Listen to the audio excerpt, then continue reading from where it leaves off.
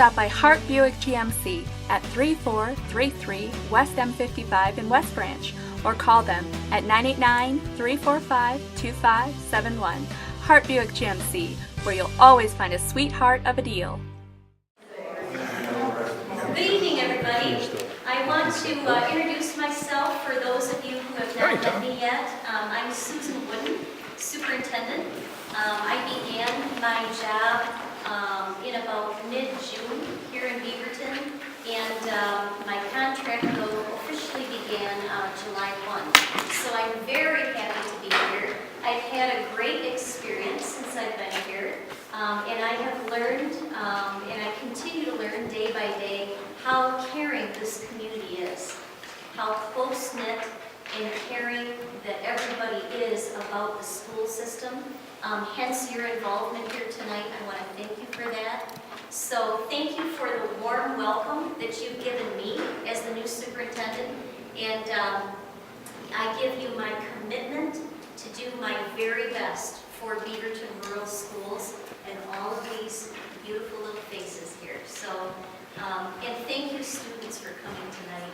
I want to make a few introductions with our board membership that's here tonight. I want to thank Adam Strayaski, our board president, for being present, and also Gary Clark for being here tonight, our trustee.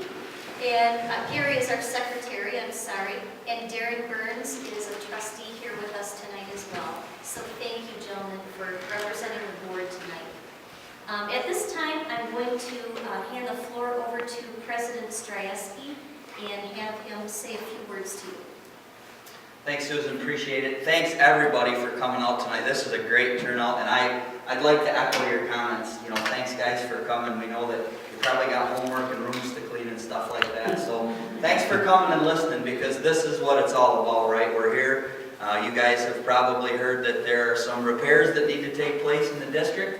You know, we've got a lot of great things going, but, you know, kind of to keep the farmhouse up and everything rolling good, you know, we've got some maintenance and some upgrades that we'd like to do to, you know, help better the education of these children. So we have been spending a lot of time on this. For those of you that have been following the board at all over the last couple of years, actually, we've been discussing, you know, things that we can do to help generate revenue and, you know, help really overcome the fall in enrollment. You know, we've had, you know, some pretty serious decline in enrollment. And, you know, we've had some other factors, but we're not going to sit here and whine and cry about the negative things that are happening. We're here to look forward and really see what we can do to provide the best education we can for the kids in the district. So we've provided some information. I know Superintendent Wooden has been out, and thank you, Superintendent Wooden, for spending time out in the community, you know, going to different buildings in the district, you know, going to different organizations, the Lions Club, the Rotary Club, you know, different groups of people, just trying to get the word out there. You know, we want everybody to understand what we've got, and really want, you know, this kind of involvement, because in no way, shape, or form is this thing finalized, is this thing decided. You know, we're here to hear everybody's input. So we're going to kind of go through where we're at today. You know, we've got some preliminary things that we're going to talk about from a scope and dollar perspective, and really just want to entertain questions, comments, and concerns here tonight. So really appreciate everybody taking time again out of their evening to come be with us. So with that, I'll turn it back over to Susan for the presentation. So thanks for having us. We appreciate it. Thank you. So I'm going to run through, as President Strayaski said, a little bit about the marriage of an opportunity here. We do have some enrollment concerns, which is negatively impacting the general fund, but we also have an opportunity for helping us out with that at a perfect time. You know, I think of it frankly as glass half full. This entire situation is more of a glass half full situation for Beaverton Rural Schools than it is glass half empty. So as you look at this tonight, I'd like you to keep that frame of mind that these two components really work well together, and now is the time to really make a decision on that. So the marriage of necessity and opportunity.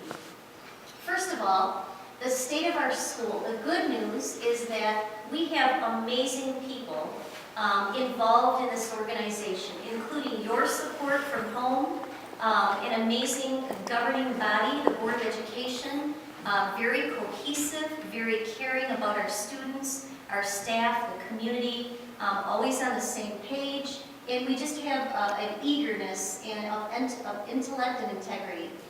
We are always calibrating our curriculum to align it, to make it stronger, to make sure that we have the college and career readiness skills instilled in the students so that they're ready to roll.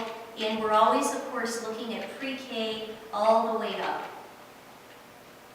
Our teachers are committed, they're enthusiastic, they ambitiously attack anything that they feel would benefit students and benefit the curriculum. So we're very proud to have the teaching staff that we do. In every single meeting that I've been at, I have had teacher representation, and I very much appreciate that. Thank you, teachers.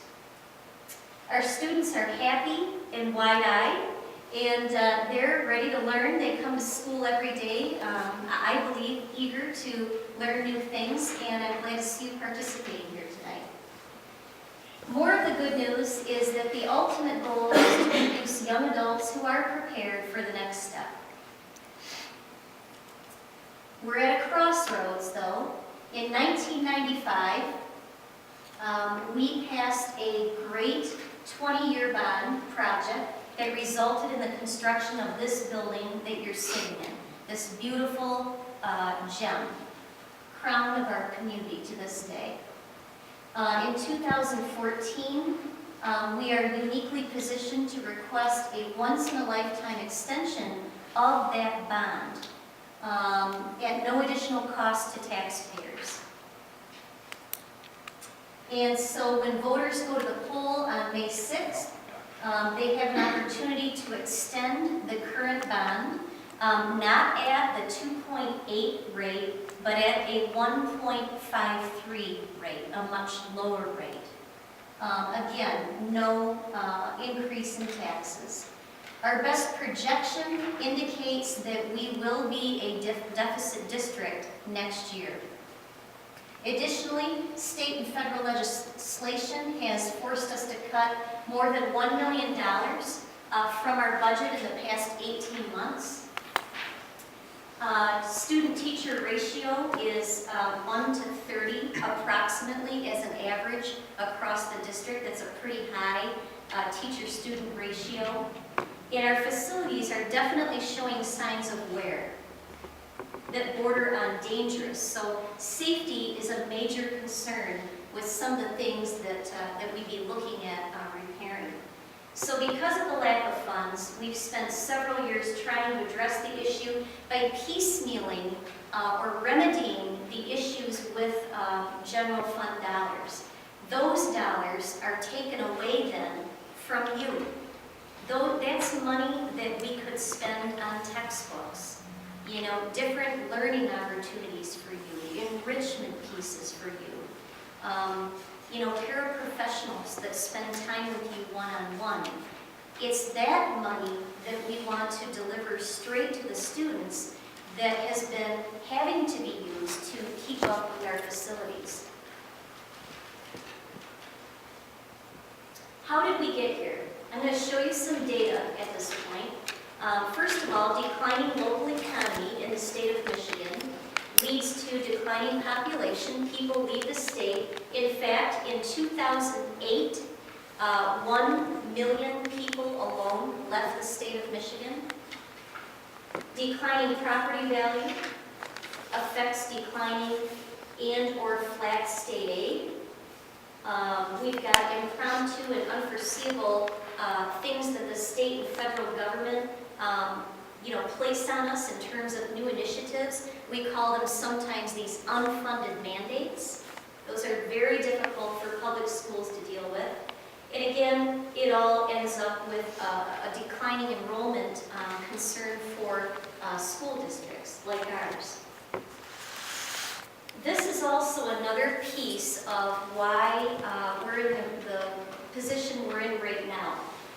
Since 1996, you can see a very declining birth rate in the state of Michigan. And again, the interesting thing here, in 2008, that's when our incoming kindergartners this year were born. So we had a significant lower incoming class of kindergartners this year than we've ever had. So birth rate is affecting Beaverton rural schools. Lower birth rates in the Gladwin area even, along with significant number of Michiganders leaving the state of Michigan in 2008.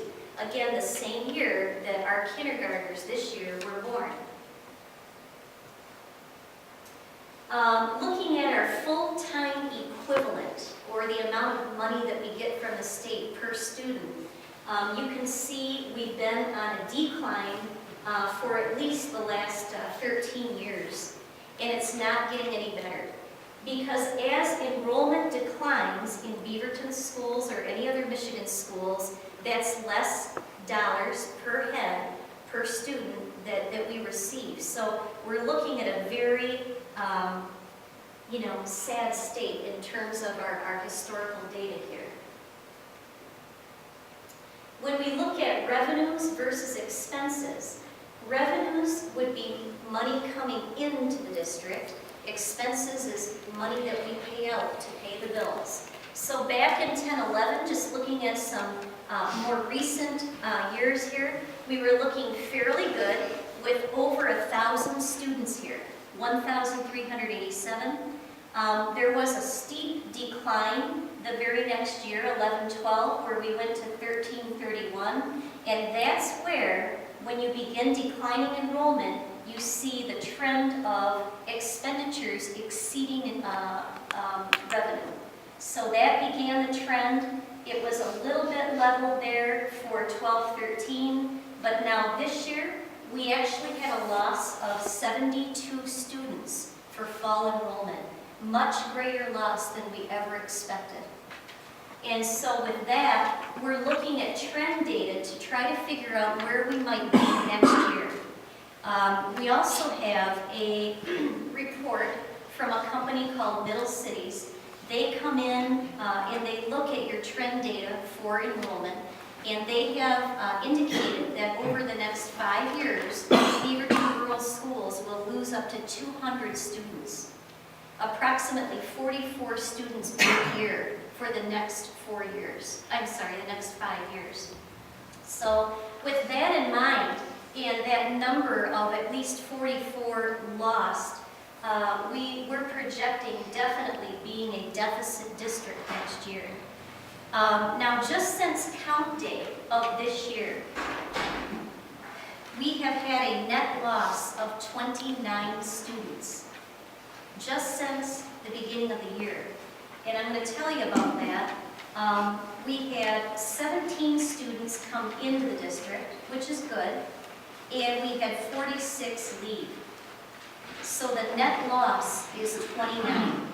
We are currently at 1,222 students, and at count day we were at 1,251.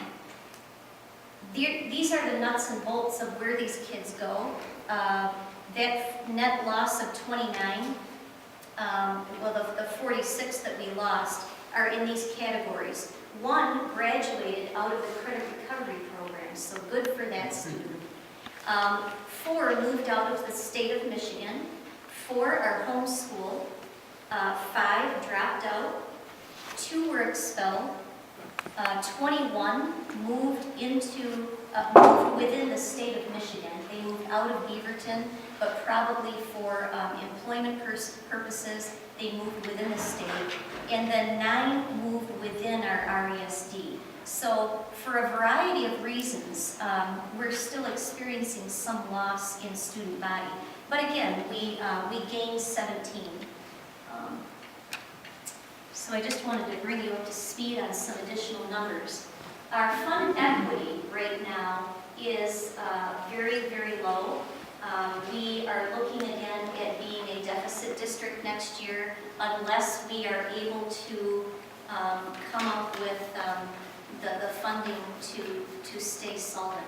So we did have to dip into our fund equity a little bit by about 200,000, just over 200,000, in order to stay solvent this year, in order to stay operational.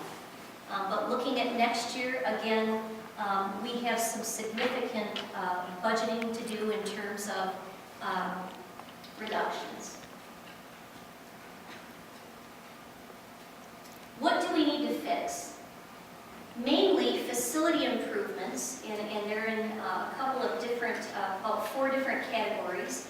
We would be looking at roofs at the high school, the middle school, and the primary, parking lots and sidewalks, some site restoration.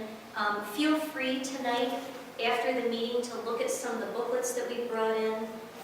The company called Structure Tech, they came in previously and they've done a thorough study of our facilities, and it's all in those books. If you would like to come to central office and take a look at them, I'd be more than happy to sit down with you with a cup of coffee and talk about that. But in major disrepair, to the point where it's dangerous.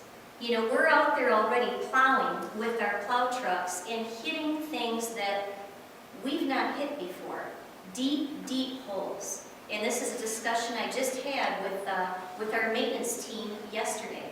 So the lots are getting so bad that they're starting to beat up our trucks, the blades and everything else.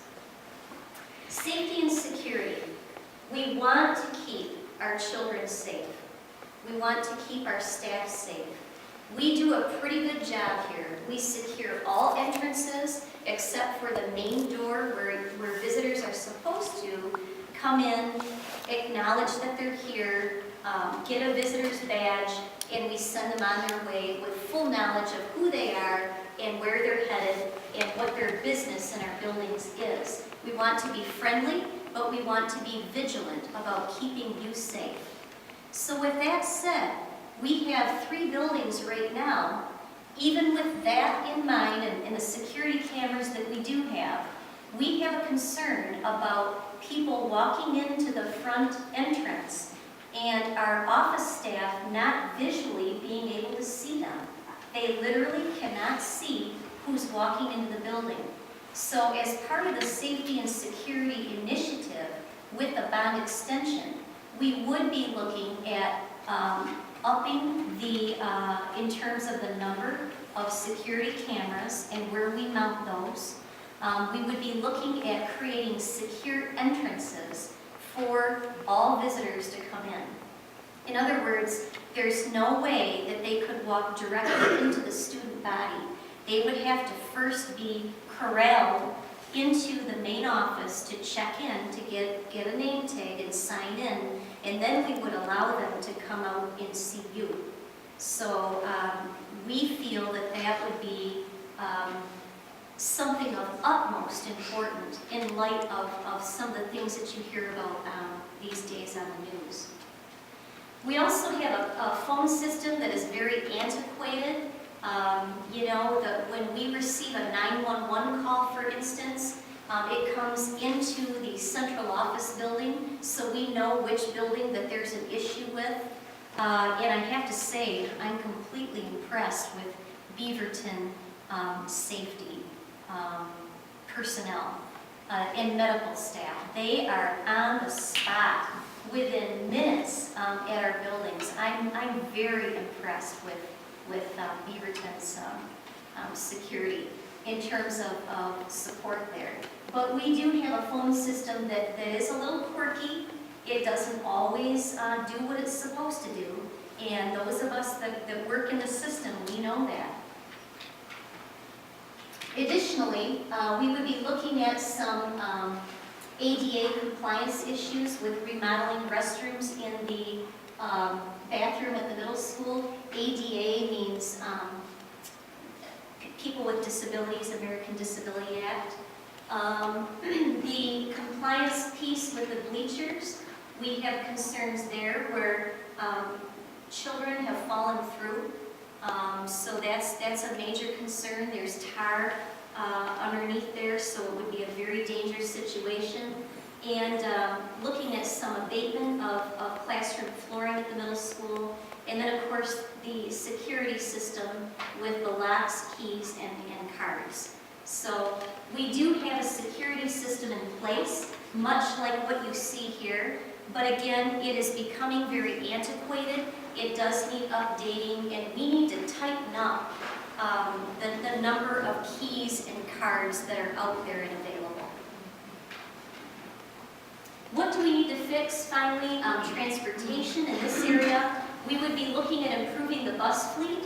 We already cover 250 square miles, and we transport nearly 1,000 students every day. We would be looking at fuel efficiency in terms of the types of buses that we would purchase. Technology-wise, again, we are faced with a state mandate that we must test every 3rd through 11th grader online beginning next year. How are we handling that right now? Well, it's not a good situation. We give the Northwest Regional Lab Association, we give that test, we give the MEET, we give the ACT MME, the Plan, the Explorer, Dibbles, you know, we give lots of assessments because it does tell us progressively how the students are doing throughout the year, except for some of those end of the year tests or beginning of the year tests. With that said, we're hauling the carts from the high school in a maintenance truck, the carts that have the computers on them, in a maintenance truck very carefully to the middle school to get that testing done. And then I believe, Mr. Budge, from the middle to the elementary to get the 3rd graders tested. It is a mess. And in the meantime, you hope that you're not damaging these precious computers that we're trying to maintain and take care of. So we're having to move things around physically with maintenance trucks just to get testing done. It is a nightmare. So what we'd be looking at is purchasing a few computers, the little earbud headphones those are like $3 a piece, I hear, and making a room for these kids that we wouldn't have to have a situation where we're hauling things around, damaging the equipment that we do have, and having enough so that they're in a situation of a nice learning environment. So to keep pace with the changing technologies, we do need to take a look at purchasing a few things there, and also taking care of the computers that we do have.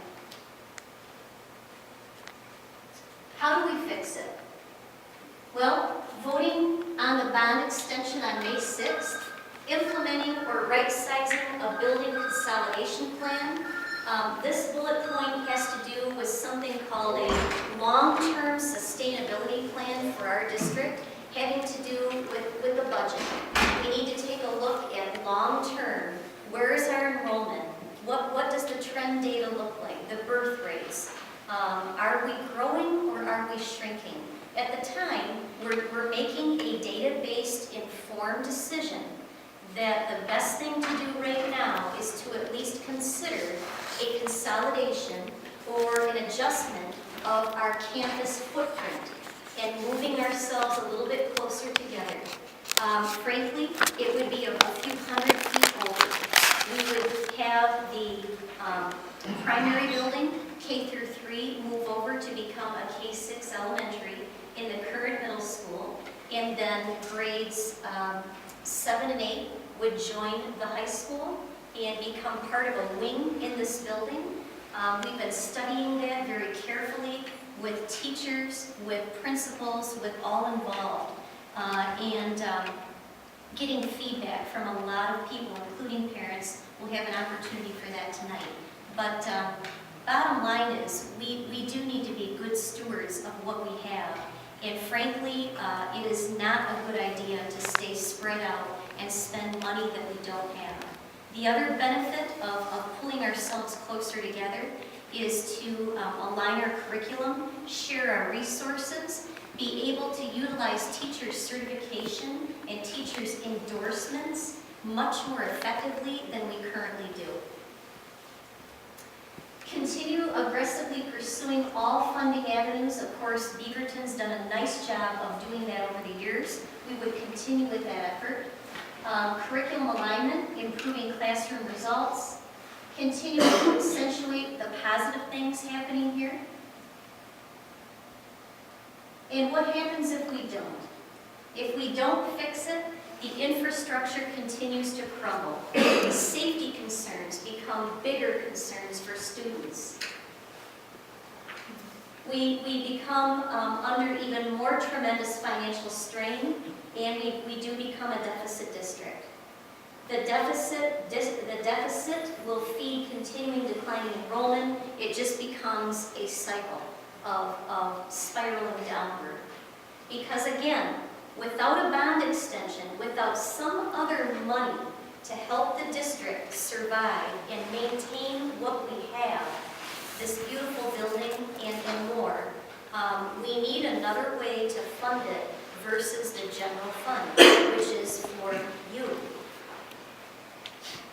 The roofs still leak, the parking lots still crumble, and we're still in the same situation if we don't get something done in May.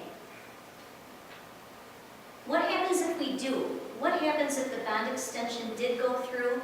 Debilitating physical plant problems would be addressed head-on. We would have your involvement as part of the process in terms of fixing the budget. The general fund dollars are directed where they should be directed. And we can move on and focus our talents as administrators and teachers, paraprofessionals, support staff, bus drivers, maintenance, custodial, the board, all involved. We can focus on what's important, which is educating you. So again, we're back to the marriage of necessity and opportunity. 3 important things to keep in mind. Again, it doesn't add 1 cent to the taxes. The renewal would be significant, but the impact of its defeat would be even more significant. And we cannot succeed without you. A strong community is the backbone of every successful school district. We're in it together. The Beaverton 1 Citizens Committee has been meeting.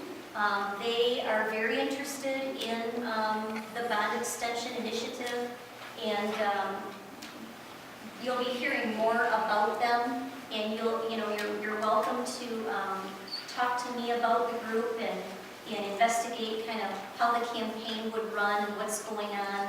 But they're really a very motivated group of people just like you who care about our kids. So the presentation has been brought to you by the Beaverton 1 group, and on behalf of the board and administration, thank you for your time and listening to the presentation. At this time, I want to open the floor to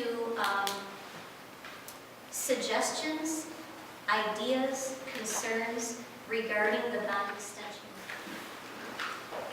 Anybody?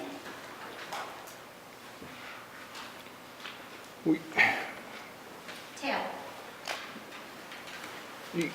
The existing millage is, the bond, is going to expire in 2015, and that's 2.8 mils currently? Correct. There is only 1.8 million left to pay it off, so it would expire in July of 2014, and this extension would extend the millage on that, but at a 1.53 rate versus a 2.8. So would the realized taxes actually go down? Yes. Yeah, Actually already did. they already did, actually.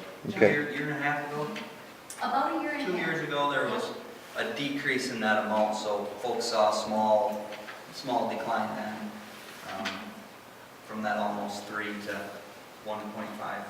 Yep, 1.53. Yes, sir.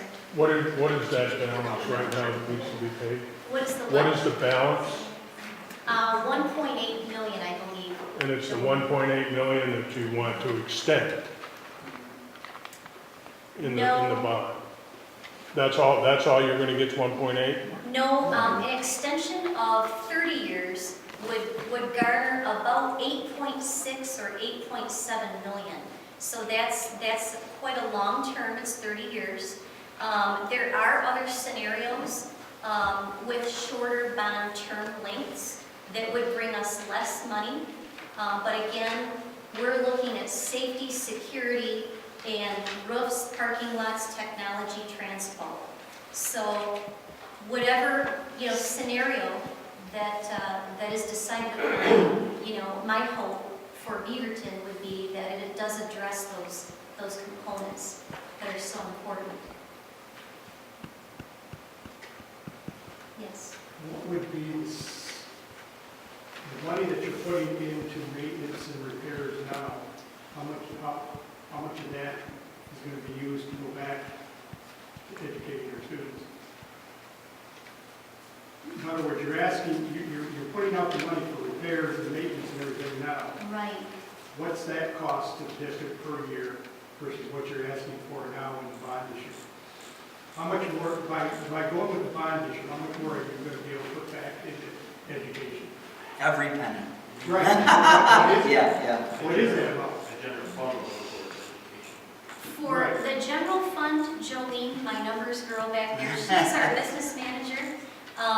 Regarding operations and maintenance, do you have a general number? Well, as you recall, Marietta pulled out some numbers a couple of meetings ago. Those were very, very, I didn't even realize that. In the last 5 years on maintenance of buses alone, we've spent over $250,000, $270,000 in the last 5 years on our bus fleet. I wish Marietta was here because you guys would be amazed at the age of some of those buses. Now, maintenance does a great job keeping those up, right? We're not hauling kids around in things that the state wouldn't let us and we wouldn't do it, but there is a ton of time that's put in to make sure these buses are safe and can pass. So $270,000 over the last 5 years could potentially go back to children. I mean, there would still be some maintenance costs, sure, right? You still have to maintain what you've got, but a pretty good portion of that, would have been able to go right back. So those are the kinds of numbers. I mean, Don, to come to a finite total, I don't think we have that number, but But I'd be happy to look Yeah. that up for you and Yeah. get it to you. If I have your email, I can get that up to you. To me, that part, I would like to know, like us saying yes, we would go with the bond issue or to continue the bond. Right. What are we going to say to be able to put back into the students by doing this? That's what I would. That's a fair question. I will definitely look into that for you, but what I can say generally is that we would then be able to use, if the bond extension did pass, general fund dollars for the kids, and it amounts to millions, thousands to millions. In the end. And we do know that salaries are the biggest chunk. It's about 80% of a school district's budget. We understand that. We respect that. But at the same time, keeping up the facilities is a huge, huge piece of the budget. Yes, sir. May I ask who, you had mentioned the B1 that's up there. Yes. May I ask who is on that select committee?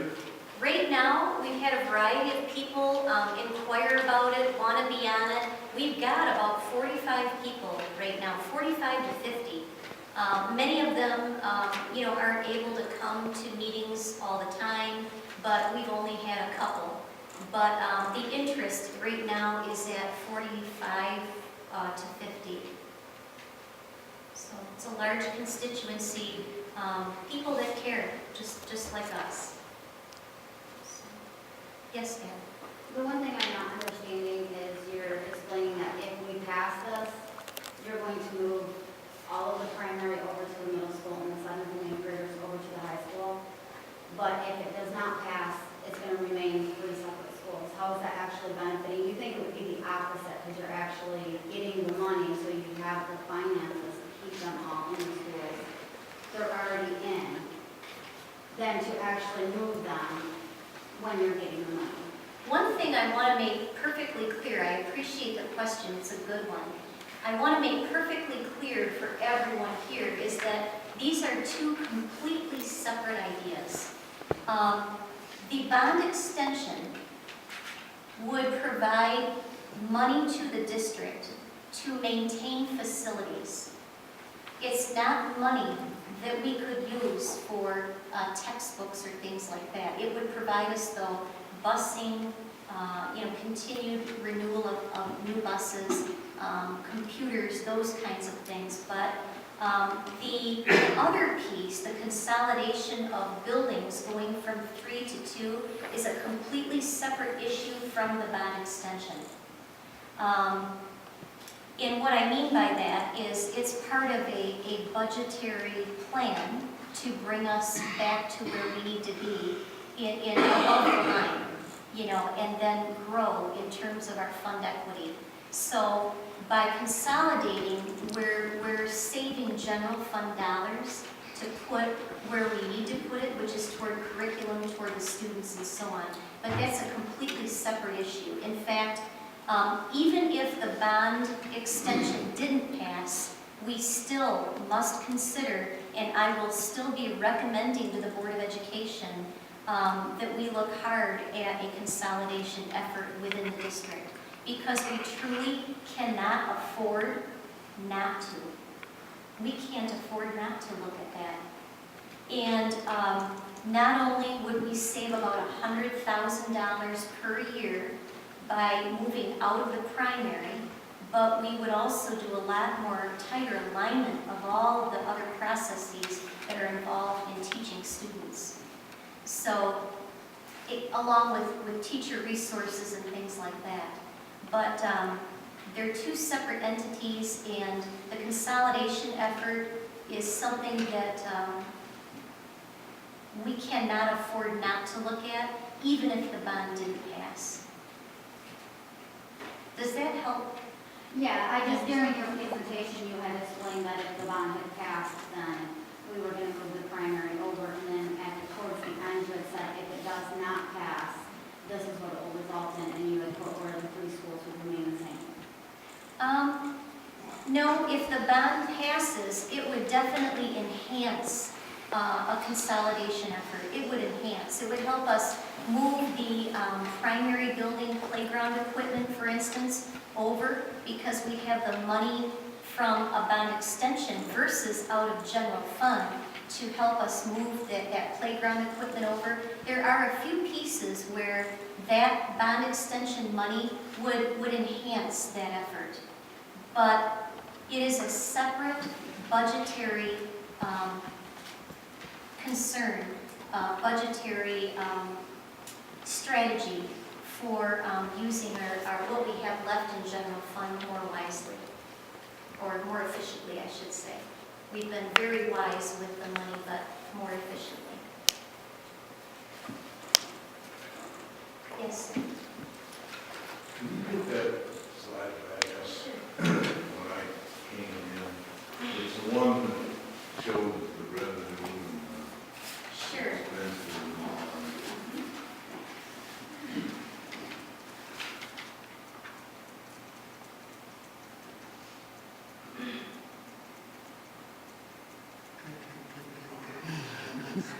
We're almost there. You're getting there. There we go. That's the one. Yes. I was looking at that, and in the 2010-11 school year, with the number of kids it shows and how much, what the expenses were, it comes out to $8,435 a kid. And then you take this year, 2013-14, and divide it out, it comes out to $9,076 a kid.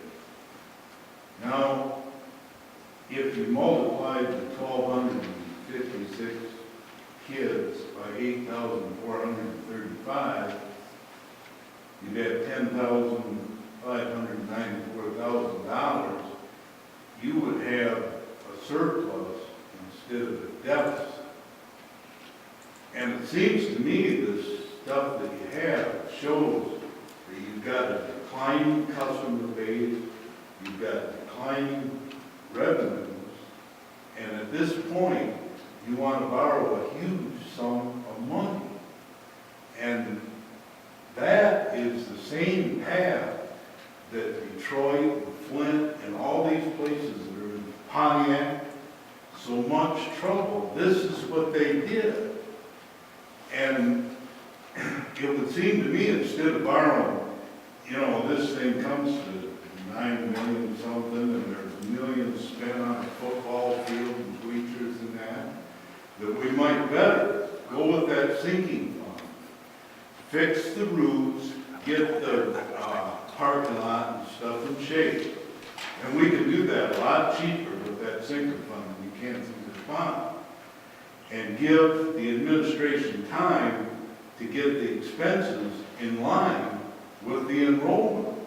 Because you can't just keep maintaining paying this and the number of kids and the tax money dropping off. I mean, I don't understand. To me, you're saying that this shows that we need to borrow more money, and what it shows to me is we need to tighten up. Point well taken. But the bottom line with borrowing the money, it has to do with not having to touch the general fund dollars. So we have so many repairs just to maintain what we currently have that we can't afford to take it out of general fund. And I see you understand that. So you're saying, why not look at something like a sinking fund versus something like a bond extension? So with that said, there are some concerns that I have, that I think others may have, about a sinking fund versus a bond extension. With a sinking fund, there are many restrictions. For instance, if you took a school building and you turned it upside down and you shook it, everything that falls out, you may not use sinking fund money on. For instance, you may not purchase buses. You may not purchase computers or computer software. You can purchase computer, like infrastructure, which we have plenty of that. We're doing very well with our infrastructure. But you cannot use it for certain things that a bond extension would allow us to use it for. Another concern with a sinking fund versus a bond is that, and again, ours is an extension at a lower rate with no additional tax, and a one-shot opportunity to do this. But anyway, back to the sinking fund piece, the restrictions in terms of time and how much money you get at certain periods of time. For instance, if we levied 1.53 mils, we would only receive, I believe it was just over 500,000 per year, which is a chunk of change per year if it were a sinking fund, but it still wouldn't touch the millions of dollars of roof repairs that we need for the 3 buildings, because we also would still repair the roof of the primary. We can't just let that building go, because if we grew again, we need to have that building to move back into. That would be the plan. But the point is, the restrictions and how much money you would get each year to spend would not really allow us to do some of the bigger projects sooner. So with bond money, you get money up front sooner in a series of usually a series of 3 installments of money, the large installment first and 2 other installments about 4 years apart. So it's money up front to get the repairs done, to get the entrances secure for the kids, to get the testing done, to be able to get the online testing piece done. With a sinking fund, again, the concern would be the money doesn't come fast enough, and you only get a certain amount per year to spend. So a lot of the very severe needs that we have, like safety and security at the very top, and roofs keeping the kids safe and dry, some of those things would not be an option. Buses, for instance, a bus is about 87,000, and we're looking at needing quite a few of those. So that would eat up a chunk of change right there. So those would be the concerns with the sinking fund, but I respect your idea.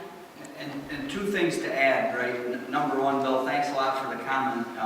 You rattled off a bunch of numbers pretty quick there, but I did key in, currently our FTE is what? What do we get per head per student from the state? 7,000?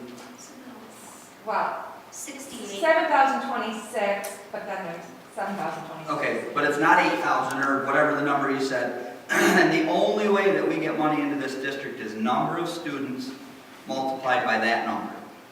So we're down, right? We're down right close to zero right now with that big hit, right? We had projected losing 38, and we lost. 72. So what's that delta? 40? Multiply that by your number you just said 7,000. is about how many hundreds of thousands of dollars? 3, 4? It's a lot of money. So that's where you see a pretty big drop in our black line. So that's important to consider. So keep that number in your head. The other one is, in just a second, Tab, you mentioned the $9 million worth of work, right? We want everybody here to be real clear. You know, we do have a laundry list of items that could very well be done here. Every single item on that list is something that could be done. Does it have to be done? No. That's why you guys are all here tonight, right? We want your input to that list to say, what would you support and what wouldn't you support? Because we know that there are things on that list that don't have to get done right away, could be pushed off a while, or you know what? It's just like running your household, right? You can't do everything that you know you'd like to or want to do, but you can get 75 or 80% of it done.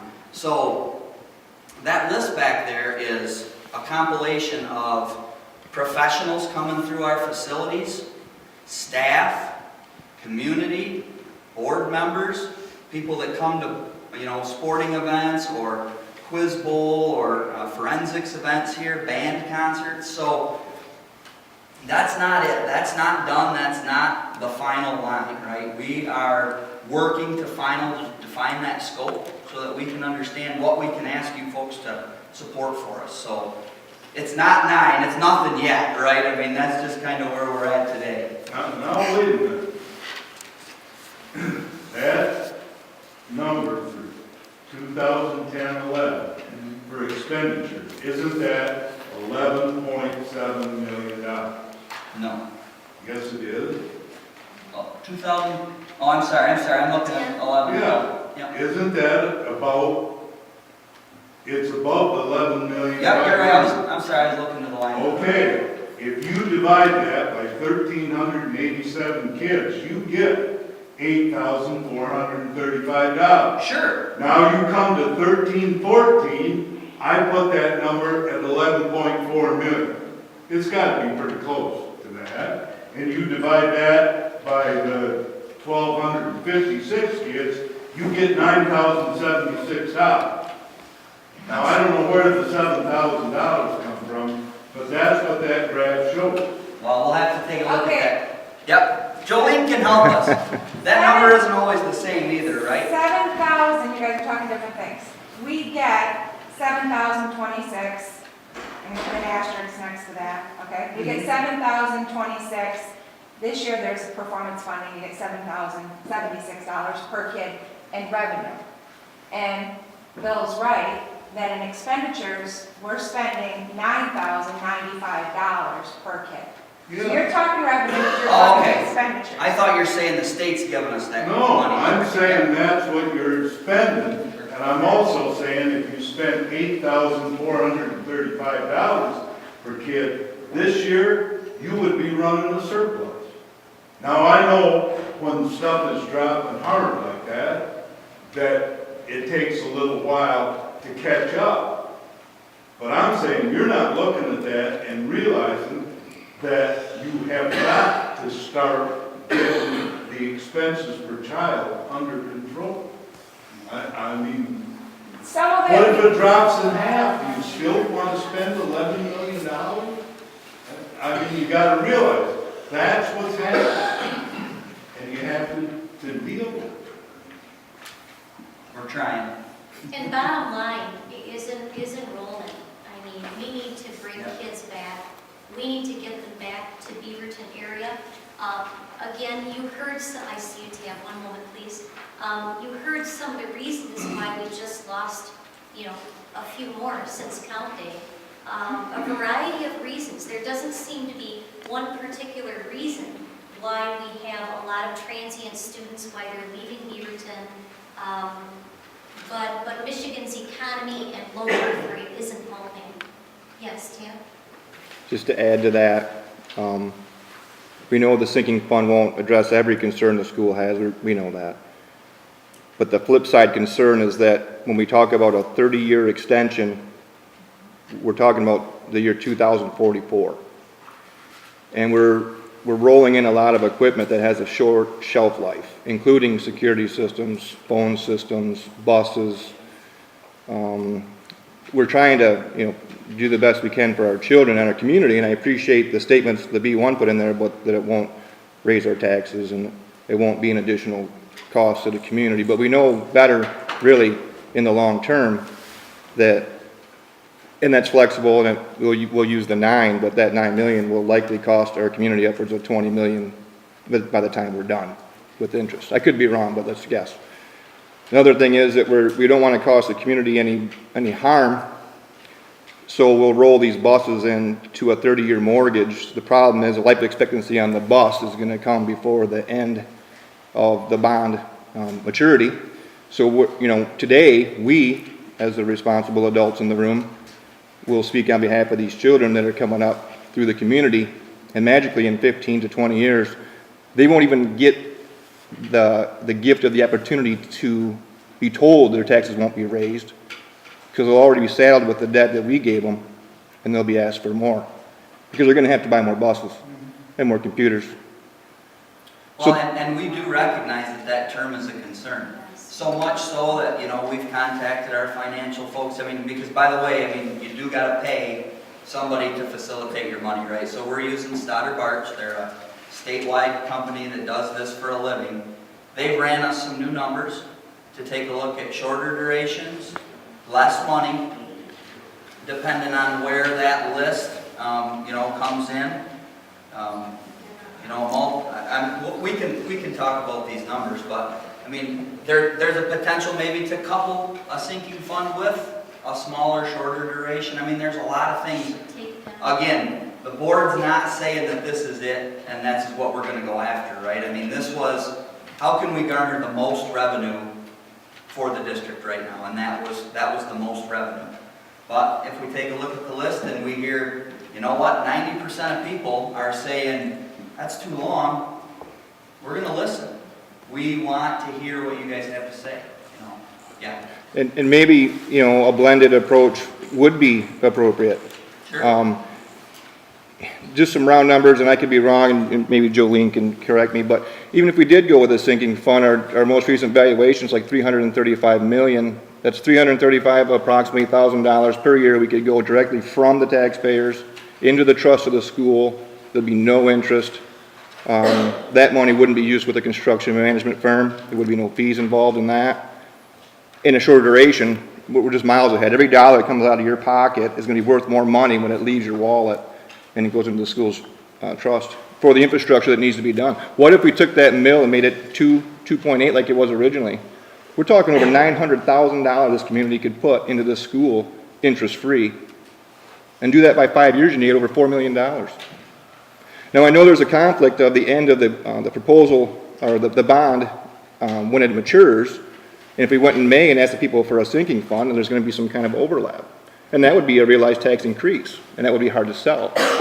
But I would try to sell it, because it's in our best interest in the long run. A blended approach, what I'm hearing you say might be more palatable to the community. Maybe, people should have that discussion. And then- And maybe just add to the fact that it's not settling on children in the future for years. You know, With our debt that we created. if you look at what's going on in this country, it's the same game plan that the federal government's done to us, the state governments have done to us. You know, we had the housing bubble that burst. Now they're having rumors of the education bubble. We've heard of that coming with education loans. And behind that's the municipal bond bubble. And we're adding to that potential problem if we're not careful. I remember back 20 years ago, when we built this school and did the repairs to the other 3 schools. And we was at 12.5 million. And that back then it was the talk of 4 mills at 30 years. And there was an issue with that with a lot of people in the community.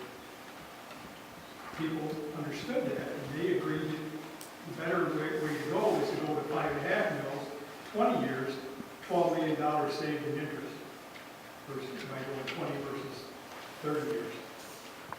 To me, that's something that needs to be looked at. Good to know, yes. But I know that the right interest rates are lower now, but it's still an issue from 20 to 30, 10 years, what's that added burden of interest put on that. And like Pat said, the issue of repairs, we made the repairs and built this school 20 years ago. And look what has to be done now again. Well, and, you know, these are preliminary numbers, right, but we can talk, you know, quickly about, you know, the 30-year single, which is what we're talking about today, is, you know, roughly $8.1 million. 30-year for a multiple series, and somebody's going to have to explain to me what that is, but, you know, that's $7.5 million. A 20-year multi-series would be about $5.7 million. A 16-year single series is about $5.8 million. On a 16-year multi-series is about $5.9 million. So, and that's at the 1.5, Yep. right? So, still no increase. I heard somebody say they'd pay more taxes. Who said that? Believe it or not, that was Tab Favor. All right. So yeah, I mean, those options coupled with the potential of a sinking fund, you know, really would like everybody, I know some folks have already filled out the survey or the preliminary listing. Take it with you tonight. You know, take a look at it, go through it, mark it up. If you think it's a good idea, if you think it's a great idea, if you think it's a terrible idea, right? We want to know, because what we're doing, we've asked all the staff to take this same survey. We've asked the community group that's been here before to take the survey out and talk about it. We're asking you folks to take it. Then we're going to pull everything back together and kind of get a summation of all of those comments. So we're going to go through and say, all right, this item of the 70 surveys, 50 people said was a great idea. Awesome. 50 people said this one was a terrible idea, maybe we better look at that. So, you know, your voice really does. I mean, we want to hear from you. We're not just saying that. So, just like that's not defined, this term and this duration and all that stuff is not defined yet either, right? I mean, we do have a time clock. We do got to get there because you got to go to Treasury and you got to ask and blah, blah, blah. But, you know, we've got some time. So the board is going to look at this, you know, and make a recommendation. So, Nikki? I was wondering about the time frame.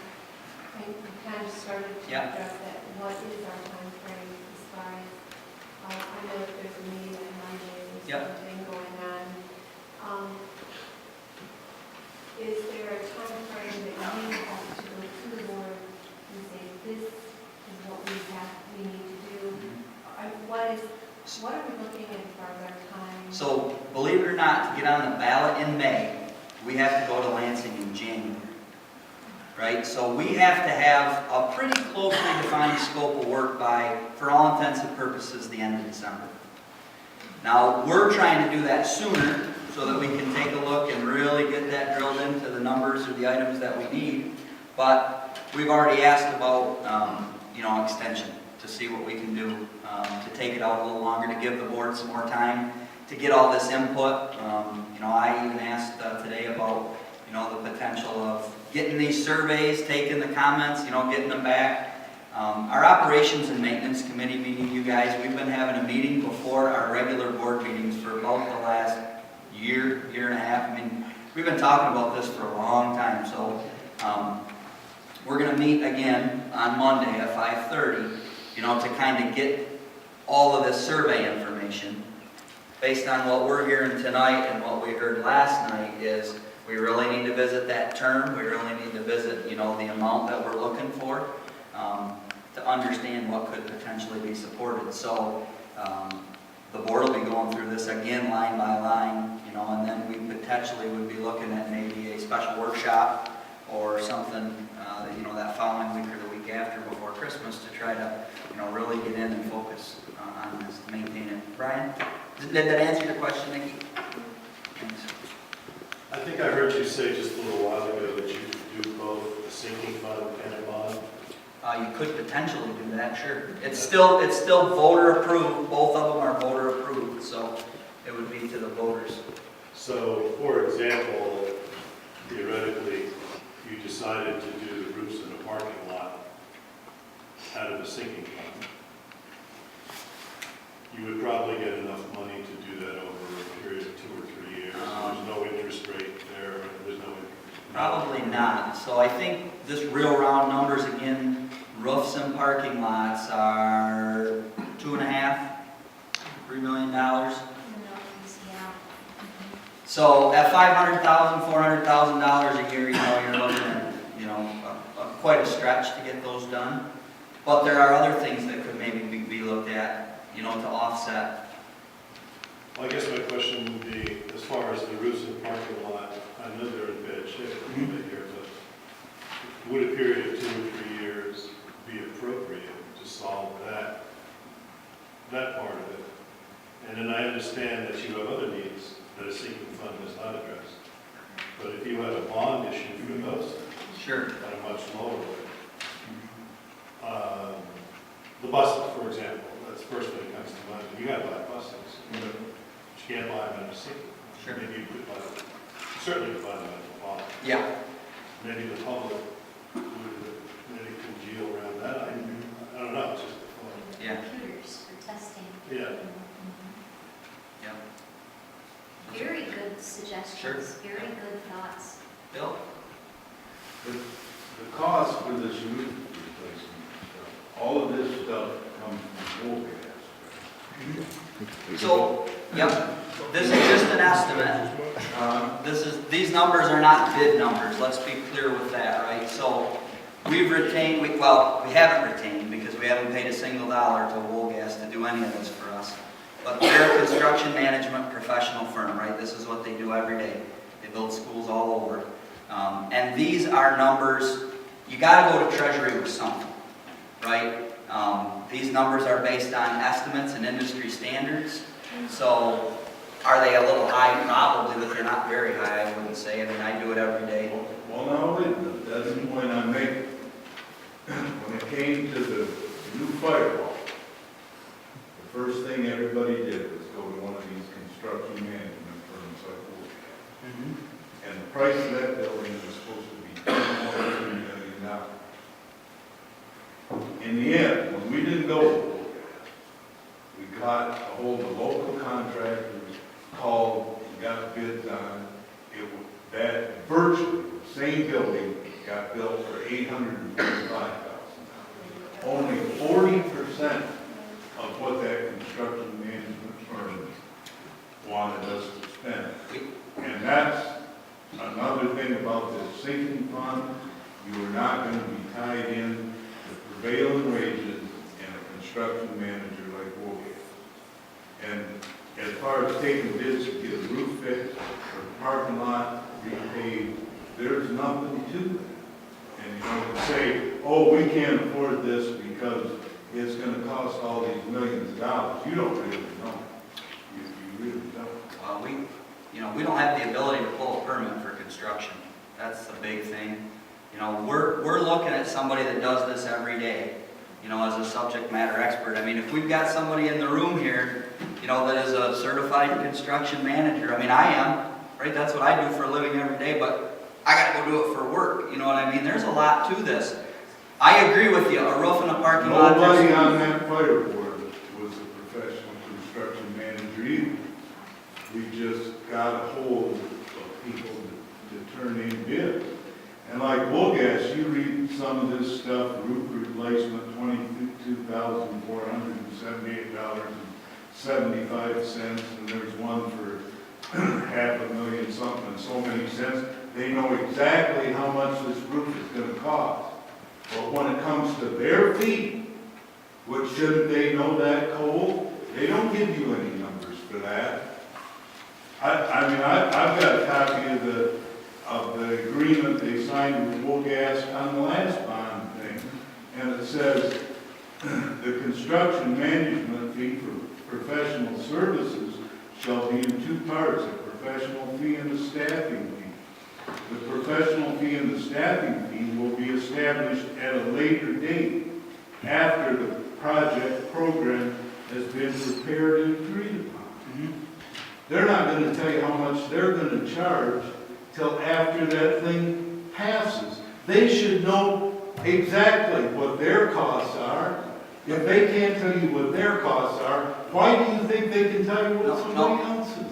Hold on though, I think, and I'm gonna defend that because I think we need that construction manager, and I think the board does as well.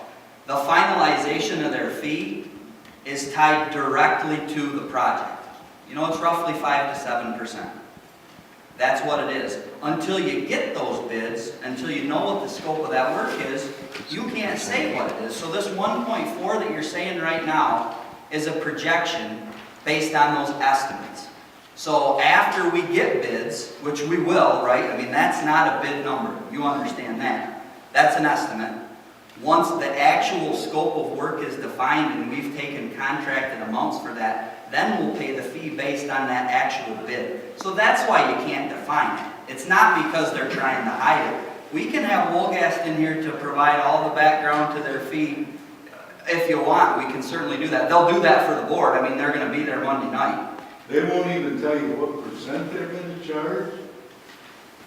It's roughly 5 to 7%. It doesn't say that in here, and it doesn't say that in this. Well, we can get it broke out so that it says something, so it's defined. But that 1.4 is based on the cost of construction and estimate. Some hands? No, not to oversimplify it, but Yep. a roof. This is a shingled roof.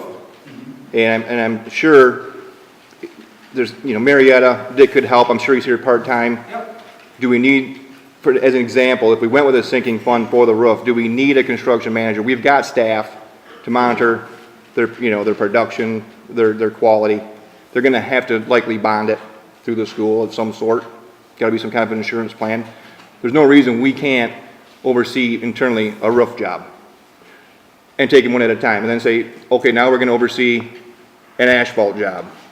I don't know why Mark Massaro can't check them. He's here every day. So to say that we need Woolgast, I think it's kind of a crutch. They come in at the last minute. They did it the last time. Last time we were in a crunch, the same time of the year even, because it's Christmas time. I remember this. And it's like, we're out of time. We got to make a decision. And no good decisions are made in a time frame like that, even at home, I don't think. I'm not saying don't do it. Yeah. I'm just saying that these are things that the B1 can talk about.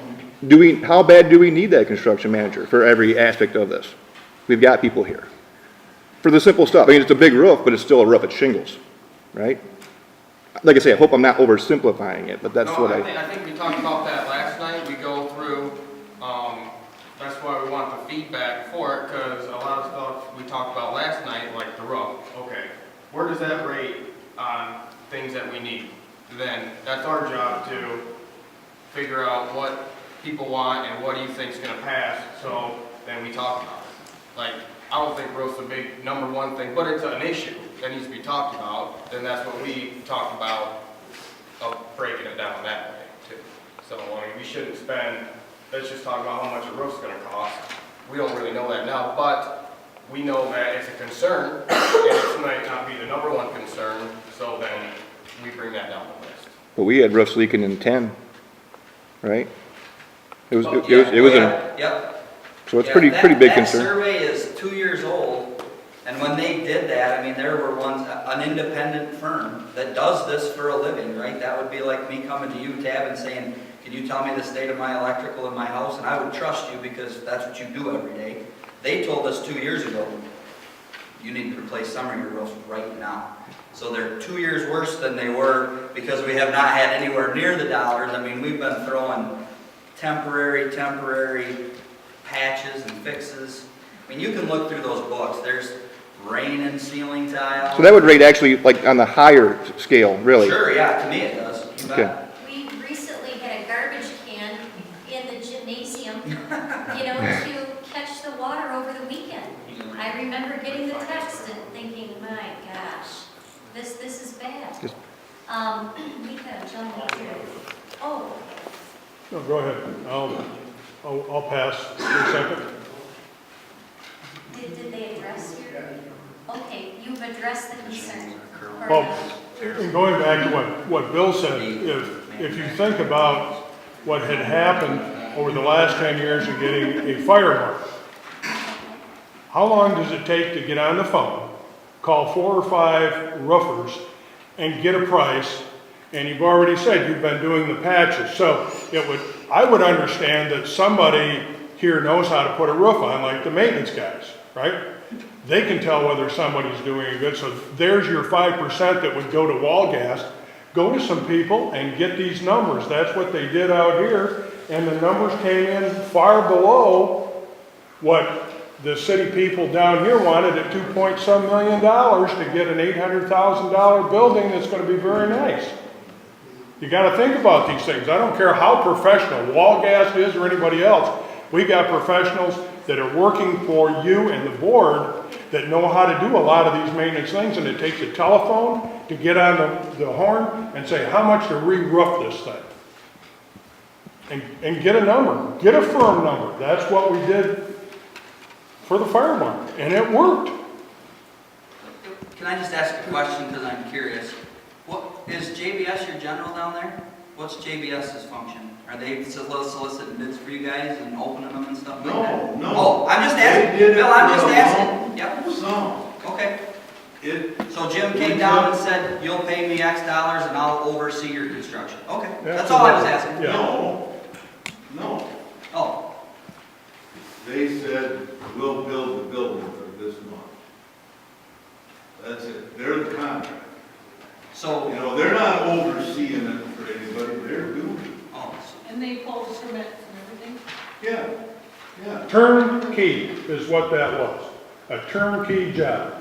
They said X amount of dollars, you'll have a building and it'll meet all the plans and specifications that we have right down to the T. And that's the same thing that can happen here for a lot less money than what you've got in these things. It's just that we need your sale people. You can't go to somebody and say, we need more money for 30 years. And this is the goal for how much money we need, but how much is it for the road? We don't know it. I just think we should have a drum. We'll guess it's spooky. Same thing with buses. Is I there an exact number for the buses? How many people we gotta have? 87 grand a piece times 10. Yeah, That's what we need. for 30 years. I hear you. And the thing with bus maintenance, and sir, I'll get to you right now, but the thing with bus maintenance that you may not understand is a quick example. A bus is yellow tag. Red tag is the worst. That means it doesn't go anywhere. Yellow tag, by the state police department, if it's yellow tag, you've got 60 days to fix the problem, and you better get on it before they go. Oh, I agree, there's So, buses need to be. but my point is, just to keep them up, if you have a hole in the bus, a rust size, the size of a nickel, it's yellow tag.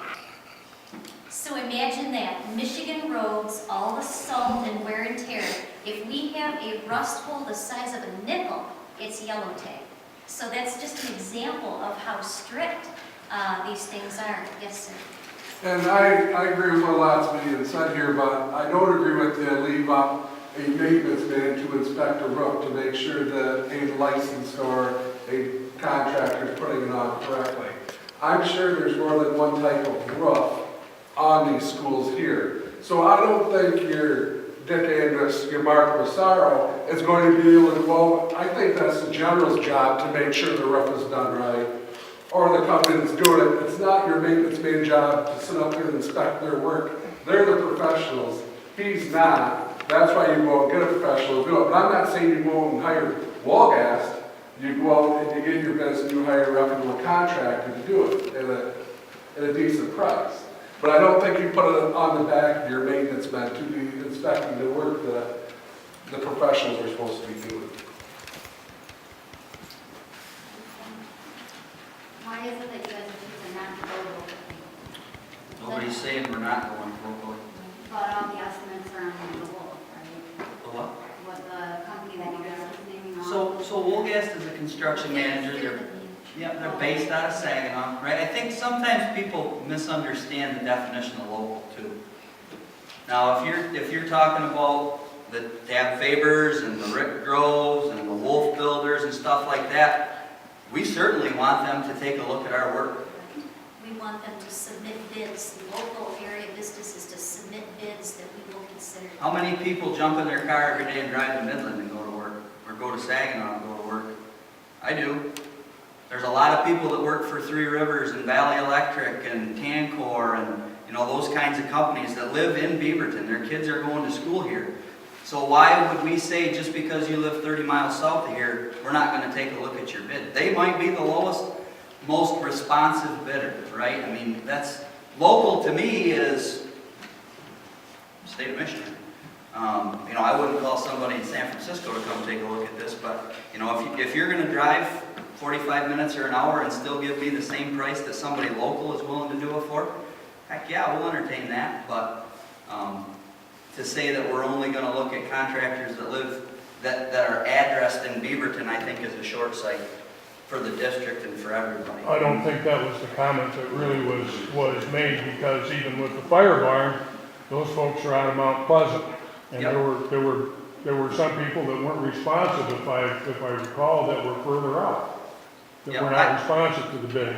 I know Mr. Krimscheider real well. He does a great job. I've worked with him on a lot of projects. He does a great job, that's for sure. Yep, Ted. And that's when I clarify for Justin, I didn't mean have Mark out here watching roofers. Oh, that was what you said, though. It did sound like that. But what I mean is, someone oversees the work. It should be the company that's doing the work, the foreman, right? Or we hire Woolgast to oversee the roof. Who's overseeing Woolgast? But this is what they do. And I agree. I don't necessarily think that I wouldn't say that you do need that.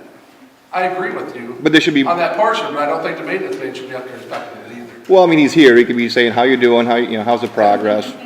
But there should be a bond, right? Insurance program, in case it goes wrong. Okay.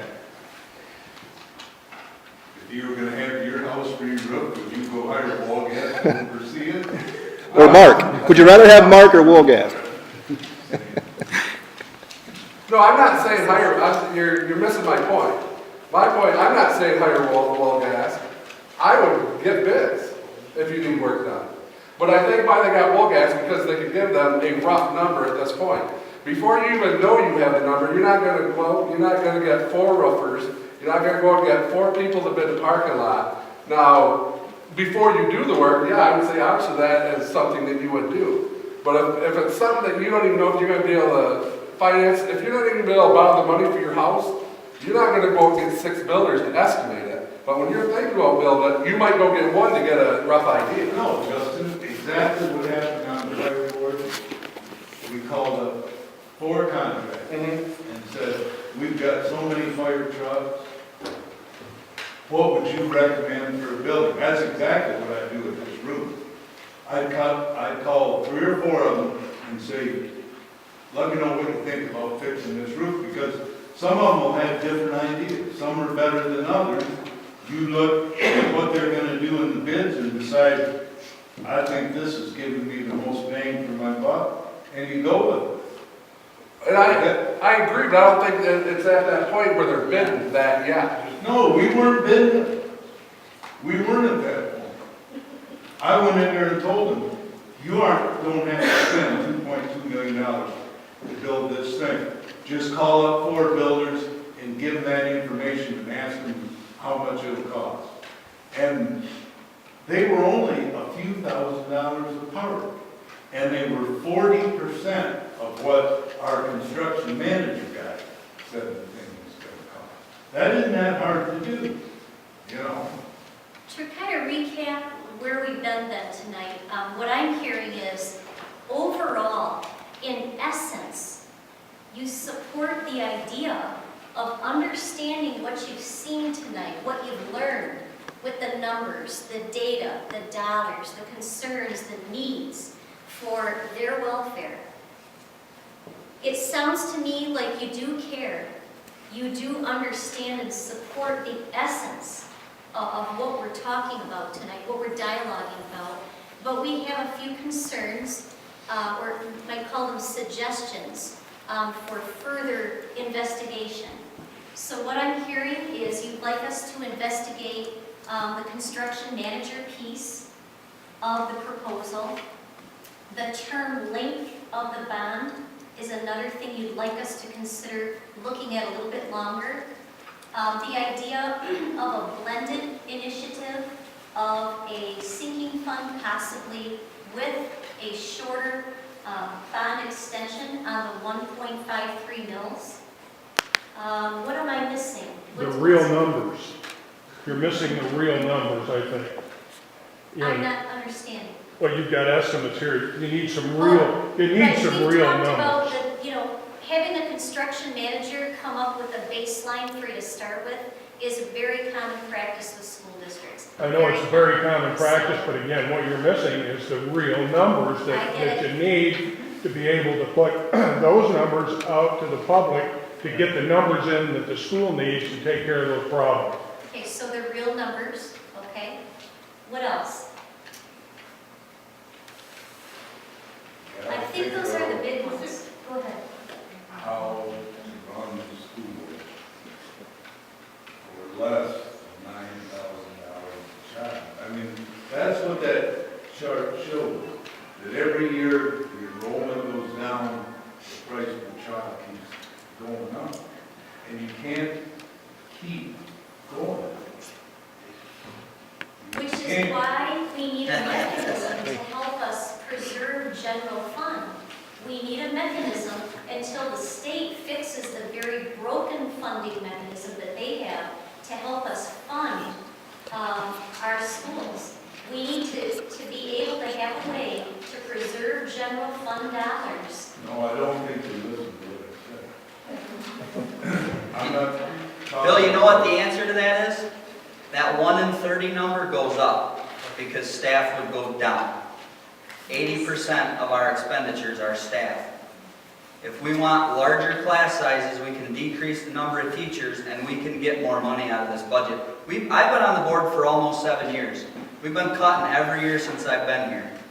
You know what I mean? No, you have not cut how much it costs per child. Well, we're trying.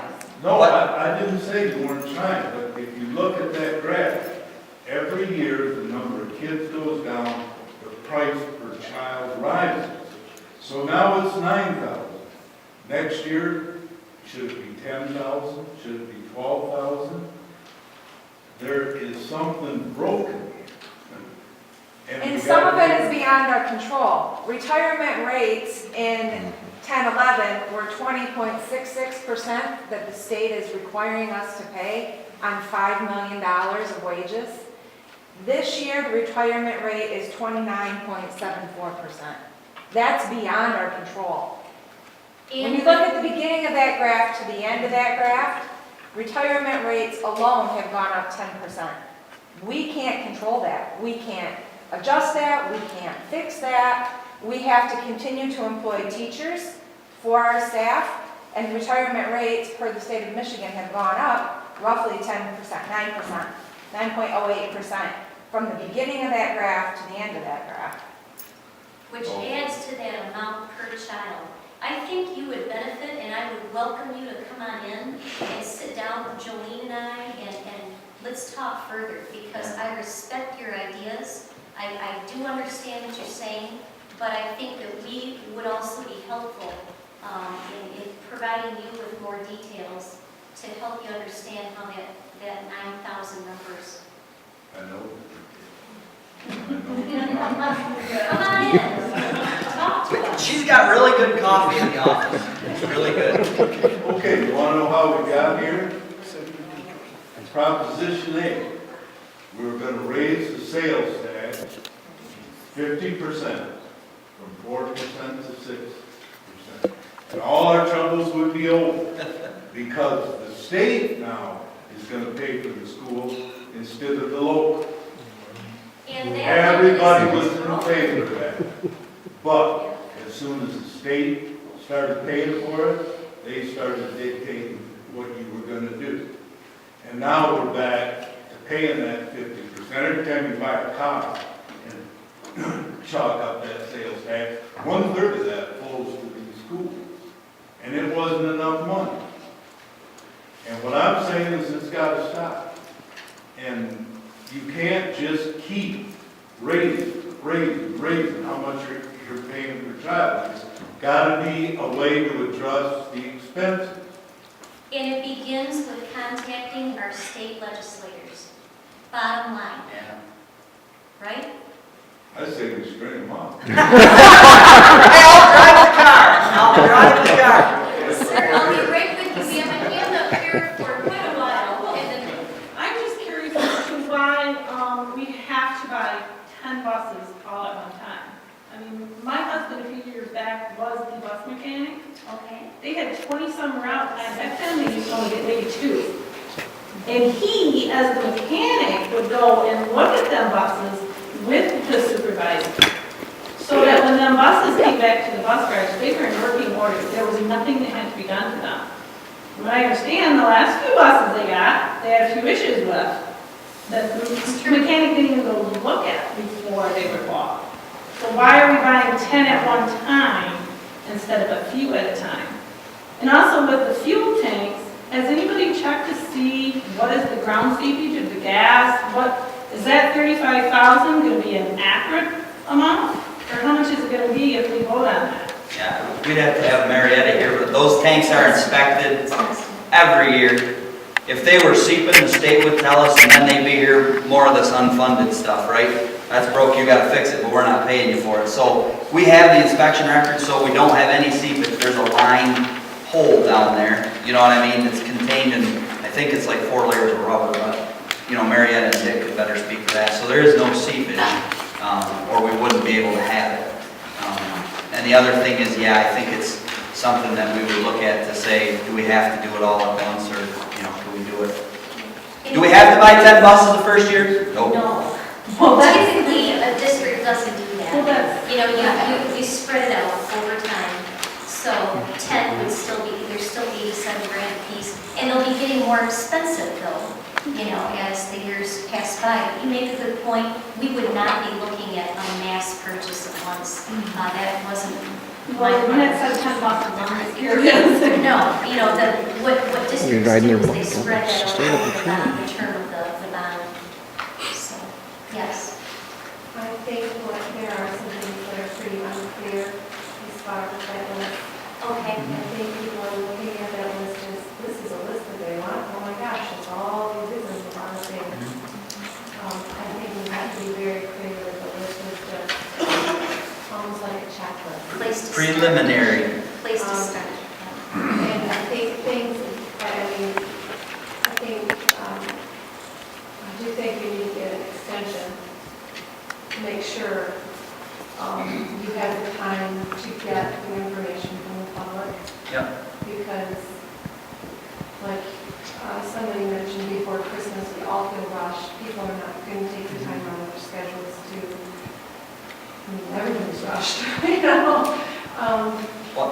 I mean, it would be nice if you could check on that quickly. Yeah. Well, and to be honest with you, this was a decision by the board, right? Because, again, we've been having these meetings for well over a year, 2 years, about what are we going to do. I mean, we know roofs, we know buses, we know parking lots. So a lot of this stuff is done. You know, it's the rest of those things to say, how's the input to that? You know, I remember sitting in an operations and maintenance committee meeting and asking the question, should we pare this list down right now and put it to half of this list? And we said no. We want this input, right? So cannot stress enough, right? 10 buses doesn't necessarily mean 10. Maybe it's 8, maybe it's 5, you know. We could go down each one of these items. I mean, this is This is the big list. We want to, if everybody said, yep, go ahead and spend 8 million, we already know by virtue we're a million over by these estimates, and whether it's $5 or $10, we know that the items need to get done. I think is, you know, kind of where we're at here. So, yeah, help us get it down. That's where we're at, right? And I think that needs to be, I think that's what I'm listening, and the confusion that I hear is that you have a very receptive public, and they love their community, and they really want to help, but they see that list, and they're struggling as far as just making ends meet themselves.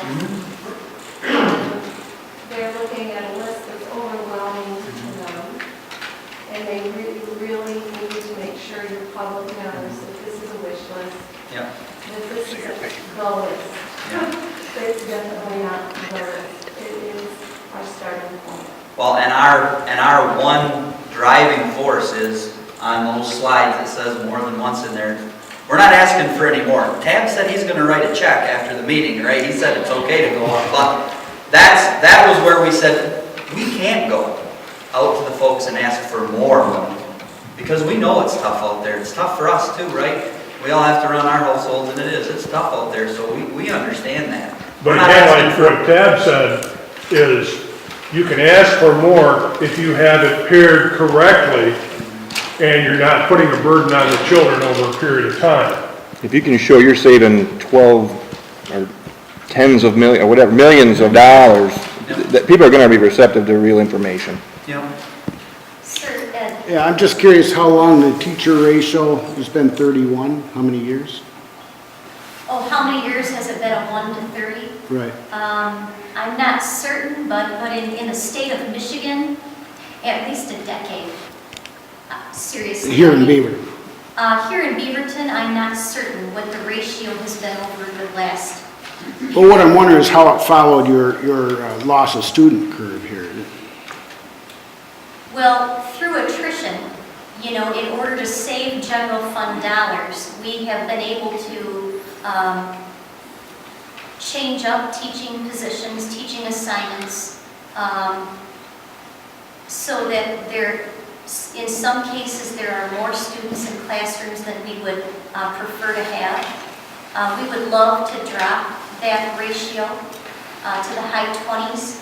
I guess my question, do you have the same number of students when it was less as when it is at 30 to 1? The same number of teachers? Our staff number. Are the teachers, Class sizes are much higher It's now gone down. than when I came 13 years ago. Yeah. They're much higher. Not certain. right, so we haven't hired more teachers or laid off teachers or? It's been people retiring. Through attrition. It's attrition. We haven't really. That's what I was wondering. I don't have a number, I wasn't Well, here. as an example, when I was hired, I was the 7th, 4th grade teacher. There are 3 of us now. So, you know, through retirements and things, no one's been replaced, it's just been. We're not adding, Ed. Okay. I worked, for instance, in a district that had 14 teachers in the high school English department. I was one of 14, and their department now is about 6. So it's everywhere. And all that does is increase class size. Our dream would be to have K through 2 class sizes at 20 or below. That would be a dream.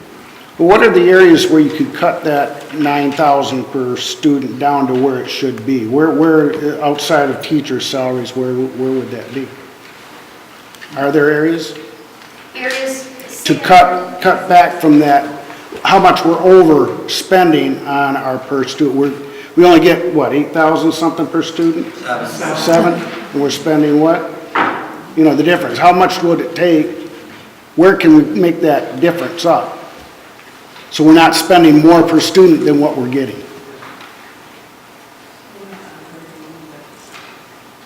That's why I was asking the question, how much more money are you going to be able to put back into the students by not spending money on maintenance and that for repairs? And the other issue was is when we built this high school back in, when we went to the people back in 94, 95, we had roughly 114 teachers. Today, I think Jolene said there's 70. So that's quite a drop. That's a number that we'll investigate, and we obviously need that number for the next open forum to talk about.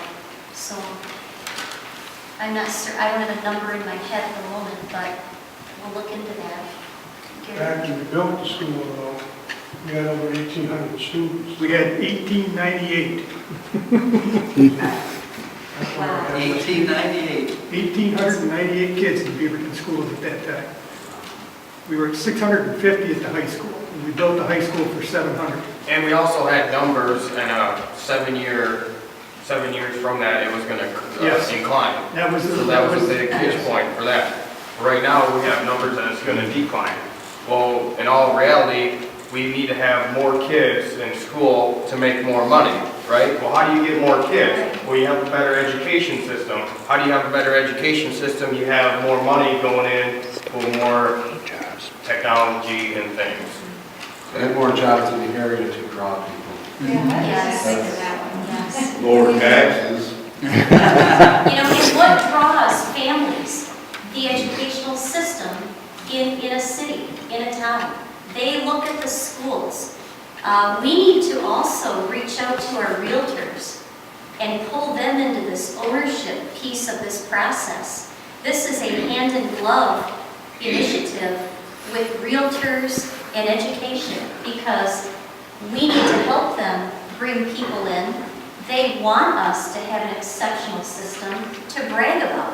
So if you know a realtor that would be willing to spend some time with us at these open forums, this is the first one of many, please let them know about these meetings and even be a member of B1 because they could help us a lot. We need to educate them on the numbers as well. You know, I don't want to stop any conversation, that's for sure, but it's almost 9 o'clock. You guys have been here since 9. I'm sorry, it's almost 9. You've been here since 7. See, I've been up since 5 o'clock, so it's time for Adam to go home and go to bed. So if it's okay, you know, I think Susan did a nice job of kind of recapping where we're going at the next meeting. We'll talk about that next meeting. I really, again, want to say thank you to everybody in this room. You know, the conversations may get a little heated. That's fine, right? We may not always agree. That's okay, too, but we're here talking about it. We're here talking about it for a good reason, right? I mean, I see people in this room that were on the board when we built this building, and I see people that I went to school with in this room and went to school here and are now back as staff and teachers, and you know, I'm back here because I love Beaverton, right? I mean, this is a great place to be, and to have a community that comes together like this. You know, my ninth grader comes to this building every day, and I'm proud to say that. Next year, my 5-year-old will be here in Beaverton, and I'm proud to say that. So that's why we're here having these conversations, and it's important. So I just really want to close with everybody understanding that we do appreciate you coming out and giving us your input, giving us your time, and giving us your suggestions, because it's important and we do want to do it. So thank you very much. Take a look at the pictures. Grab the preliminary wish list, whatever you want to call that piece of paper back there, but take it with you. Call any questions. Thank you.